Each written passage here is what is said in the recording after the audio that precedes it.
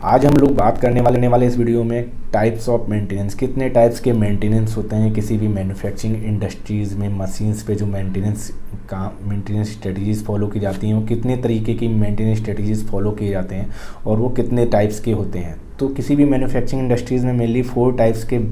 Maintenance strategies follow की जाती हैं। नंबर 1 पे आ जाता है ब्रेकडाउन मेंटेनेंस, दूसरे नंबर पे आता है प्रिवेंटिव मेंटेनेंस, तीसरे नंबर पे आ जाता है corrective maintenance and fourth number पे आ जाता है हमारा मेंटेनेंस प्रिवेंशन। अभी हम लोग 1 बाय 1 इनके बारे में बात करते हैं और जानते हैं कौन से मेंटेनेंस किस टाइप का होता है और वो किसी भी मैन्युफैक्चरिंग इंडस्ट्रीज के लिए कौन सा मेंटेनेंस टाइप्स उनके लिए बेनिफिशियल होता है और कौन सा उनके लिए पेनफुल होता है। तो सबसे पहले हम लोग बात करते हैं ब्रेकडाउन मेंटेनेंस के लिए। तो ये ब्रेकडाउन मेंटेनेंस एक इस तरह का मेंटेनेंस होता है जिसमें लोग, वो चाहे प्रोडक्शन साइट्स के हों या मेंटेनेंस टीम के हों, वो लोग मशीन्स को तब तक वेट करते हैं जब तक वो मशीन सडन फेलियर में ना चली जाए या ब्रेकडाउन में ना चली जाए या फिर अनप्लानड ब्रेकडाउन में ना चली जाए या अनप्लानड डाउन टाइम में ना चली जाए। तो इस तरह की मशीन जब फेलियर आते हैं तो उसे ब्रेकडाउन मेंटेनेंस कहते हैं। और ये तब होता है जब भी किसी भी मेंटेनेंस टीम को या फिर प्रोडक्शन टीम को पता होता है कि ये मशीन्स का काफ़ी लंबे टाइम से इस पर काम नहीं किया गया है, इसकी प्रॉब्लम्स को दूर नहीं किया गया है और उनमें कुछ प्रॉब्लम्स चल रही हैं, बट उसके बाद भी उस मशीन को कंटिन्यूअस ऑपरेट किया जा रहा होता है। वो किसी भी वजह से हो सकता है और उसकी कोई भी प्लानिंग करके उस पर काम नहीं, उन प्रॉब्लम्स को दूर नहीं किया जाता है। तो तब इस कंडीशन में क्या होता है, कभी ना कभी मशीन सडन फेलियर में चली जाती है और अनप्लानड ब्रेकडाउन पे चली जाती है कि कभी भी और प्रोडक्शन की प्लानिंग चल रही होती है और अचानक से वो मशीन बंद हो जाती है। और उस टाइम पे क्या होता है, सबसे लंबा हैम्पर करता है और सबसे ज़्यादा हैम्पर करता है किसी भी मैन्युफैक्चरिंग इंडस्ट्रीज़ में जो ये ब्रेकडाउन मेंटेनेंस है। इसमें सबसे ज़्यादा प्रॉब्लम्स आती हैं और सबसे ज़्यादा हैम्पर करती है किसी भी मैन्युफैक्चरिंग इंडस्ट्रीज़ में किसी भी फॉर्म में, वो चाहे सेफ्टी के फॉर्म में हो सकता है, क्वालिटी के फॉर्म में हो सकता है या कॉस्ट के फॉर्म में हो सकता है।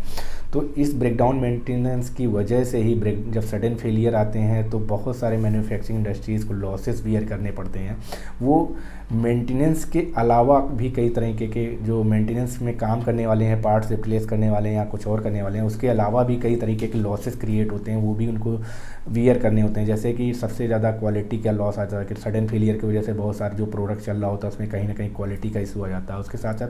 प्रोडक्शन लॉस होता है, जो भी हम प्लान किए हुए होते हैं प्रोडक्शन पर डे का या पर मंथ का, वो भी उस टाइम पीरियड में हम प्रोड्यूस नहीं कर पाते हैं, उसका भी लॉसेस होता है। इसके साथ साथ हम जिस भी कस्टमर के साथ डिलीवरी मटेरियल डिलीवर करने के लिए, फाइनल प्रोडक्ट डिलीवर करने का टाइम हमने फिक्स किया होता है, उनके साथ प्रॉमिस किया होता है, वो भी हम डिलीवर नहीं कर पाते हैं। तो वो भी एक हमारा ट्रस्ट जो बिल्डअप रहता है, वो भी हमारा ट्रस्ट भी थोड़ा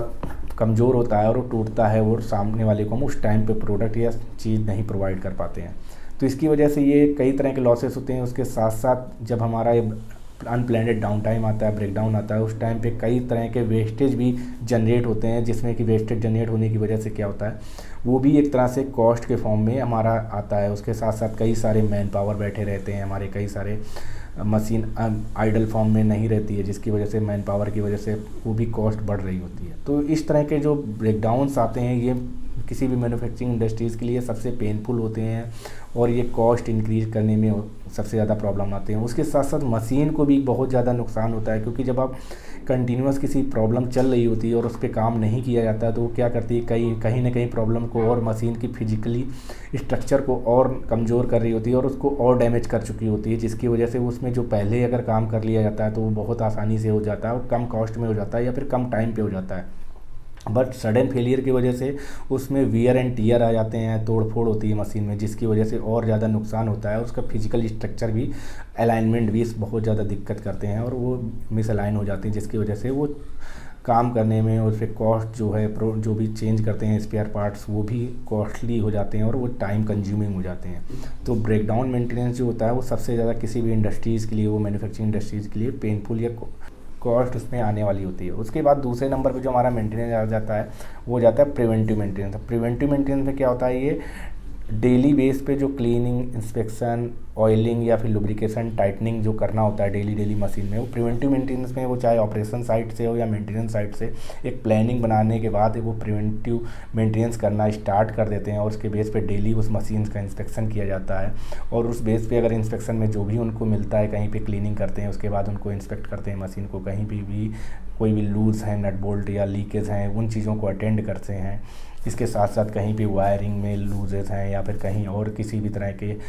मिसअलाइन हो रही हैं चीज़ें, तो उन चीज़ों को तुरंत ही करेक्ट कर लिया जाता है, तो जिसकी वजह से मशीन की लाइफ जो होती है वो एक्सटेंड हो जाती है और सडन फेलियर होने के चांसेस बहुत कम हो जाते हैं। तो ये जो हमारा प्रिवेंटिव मेंटेनेंस होता है ये दो तरह का होता है। एक पीरियोडिक मेंटेनेंस होता है जिसे हम टाइम बेस्ड मेंटेनेंस भी बोलते हैं, जिसको TBM शॉर्ट फॉर्म में भी बोलते हैं। ये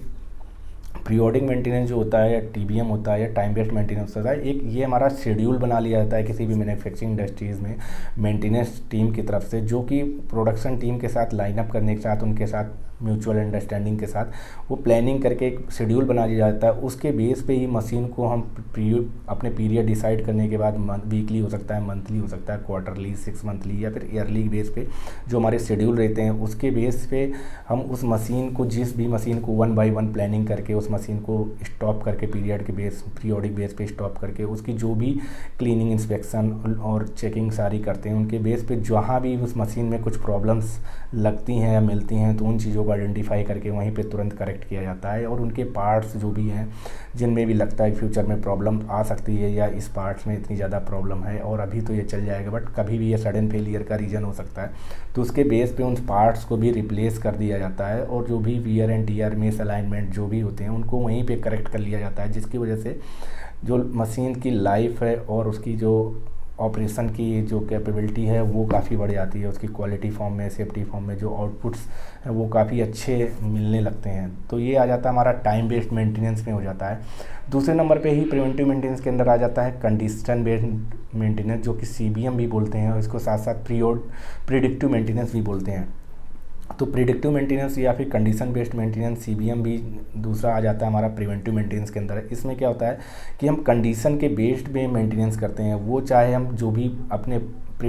ब्रेकडाउन मेंटेनेंस, प्रिवेंटिव मेंटेनेंस के डेटा कलेक्शन के बेस पे होंगे या करते हैं हम जब उनके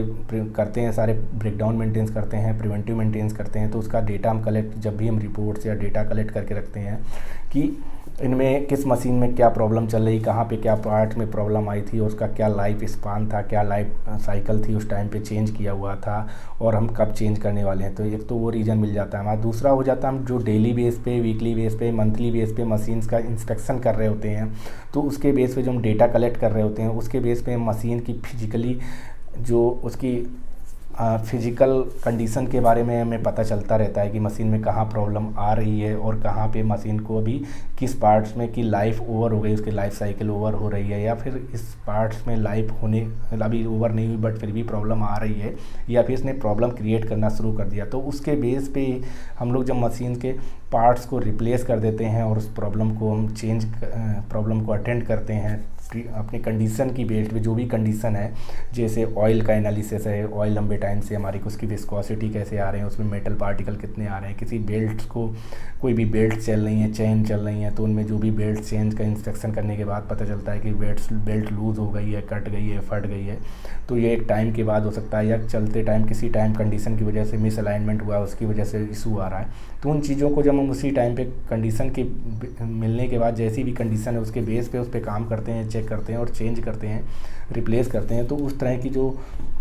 मेंटेनेंस कहलाता है वो हमारा हो जाता है प्रिडिक्टिव मेंटेनेंस हो जाता है या कंडीशन बेस्ड मेंटेनेंस हो जाता है। तीसरे नंबर पे हमारा जो मेंटेनेंस आ जाता है वो आ जाता है करेक्टिव मेंटेनेंस। करेक्टिव मेंटेनेंस किस तरह मेंटेनेंस होता है कि जब भी कोई मैन्युफैक्चर मशीन लेता है OEM से, तो मशीन जब इंस्टॉलेशन करने के बाद उस मशीन को चला रहा होता है तो कहीं ना कहीं डिज़ाइन फेलियर की वजह से या इंस्टॉलेशन फेलियर की वजह से, कमीशनिंग फेलियर की वजह से कई तरह के प्रॉब्लम वो फेस कर रहा होता है मैन्युफैक्चरर। तो मैन्युफैक्चर फेस कर रहा होता है, वो चाहे प्रोडक्शन के फॉर्म में हो, क्वालिटी के फॉर्म में हो, सेफ्टी के फॉर्म में हो। तो जब वो इस तरह के प्रॉब्लम उनमें मशीन में फेस कर रहा होता है, जो उसे OEM ने प्रॉमिस किए होते हैं अपनी मशीन में, या फिर जो भी मैन्युफैक्चर होता है वो अपने हिसाब से जब मशीन को चला रहा होता है, जिस हिसाब से उसको मशीन को ऑपरेट कर रहा होता है, जिस हिसाब से उसके प्रोडक्ट क्वालिटी और सेफ्टी के इन्वायरमेंट में चाहिए होता है, जो भी फॉर्म में आउटपुट उन फॉर्म में उनको नहीं मिल रहा होता, तो उस बेस पे जब मशीन के डिज़ाइन में चेंज किया जाता है, उसी इन हाउस वहीं पे मशीन उसी प्लांट में ही मैन्युफैक्चर के पास, जब वो चाहे OEM के द्वारा चेंजेस किए जाएँ, उन प्रॉब्लम्स को दूर किया जाए, या फिर उस जो भी मैन्युफैक्चर है उसकी in house team, maintenance team है, या उसके कोई भी वेंडर्स हैं, वो उनके द्वारा वो चेंजेस किए जाते हैं। तो इस तरह की मेंटेनेंस स्ट्रेटजीज़ को करेक्टिव मेंटेनेंस कहा जाता है। करेक्टिव मतलब कोई भी प्रॉब्लम चल रही है, वो चाहे डिज़ाइन फेलियर की वजह से हो या फिर ऑपरेशन फेलियर की हो, जो भी ऑपरेशन के हिसाब से अगर उस चीज़ को नहीं काम कर रही, या सेफ्टी की जो हमारे सेफ्टी के नॉर्म्स हैं वो चीज़ों को फॉलो नहीं हो रहे हैं उस तरह से, तो उसके हिसाब से डिज़ाइन में जो चेंजेस किए जाते हैं, और उसी मैन्युफैक्चरिंग में जहाँ पे मशीन वो लगी हुई है, तो उस कंडीशन को हम करेक्टिव मेंटेनेंस बोलते हैं। और इस तरह के मेंटेनेंस में OEM बहुत ज़्यादा फीडबैक लेता है, डेटा कलेक्शन करता है, और उस तरह से अपनी मशीन में चेंजेस कंटिन्यूस करता रहता है।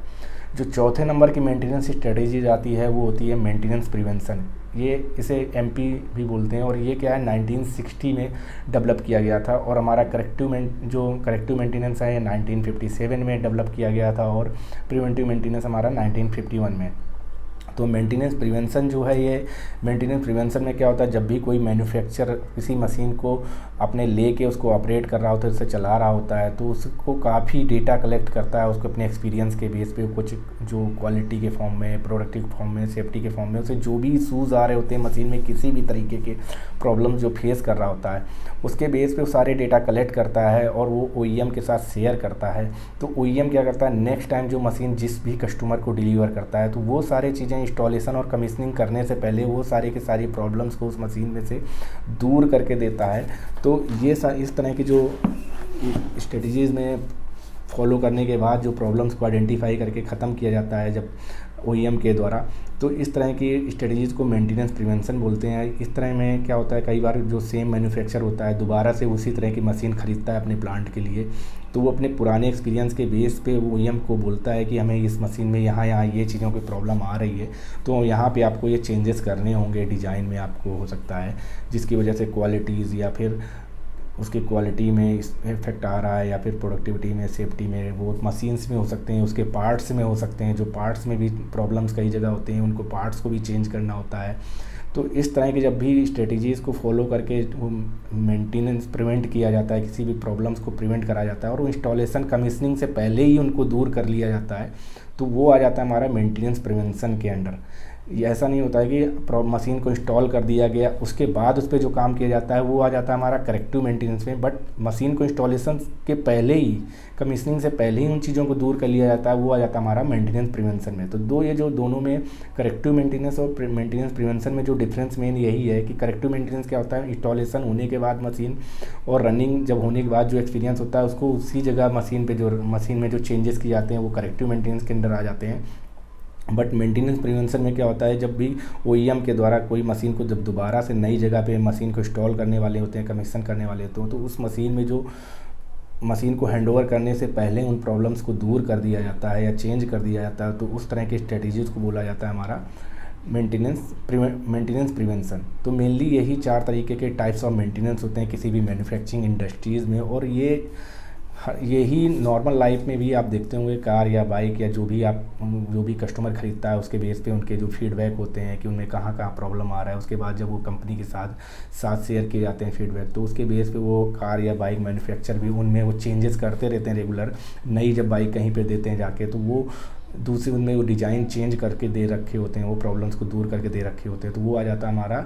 मेंटेनेंस प्रिवेंशन में। बट जो यूज़र अगर उस बाइक या कार को यूज़ कर रहे होते हैं फिर वो प्रॉब्लम को फेस कर रहे होते हैं, तो उसमें अगर वो चेंजेस करता है मैन्युफैक्चर वहीं पर उसी बाइक में उसमें, तो वो आ जाता है करेक्टिव मेंटेनेंस के अंडर आ जाता है। तो ये 4 टाइप्स के मेनली होते हैं जो किसी भी मैन्युफैक्चरिंग इंडस्ट्रीज़ में जो मेंटेनेंस स्ट्रेटजीज़ होते हैं। तो अगर वीडियो से किसी भी तरह की इन्फॉर्मेशन मिली तो वीडियो को लाइक करना ना भूलें, शेयर करना ना भूलें दोस्तों के साथ साथ कमेंट करके बताएं कि वीडियो में कैसा था, अगर कुछ भी जानकारी चाहिए तो। और इसके साथ अगर चैनल पर नए हैं तो चैनल को सब्सक्राइब करना ना भूलें।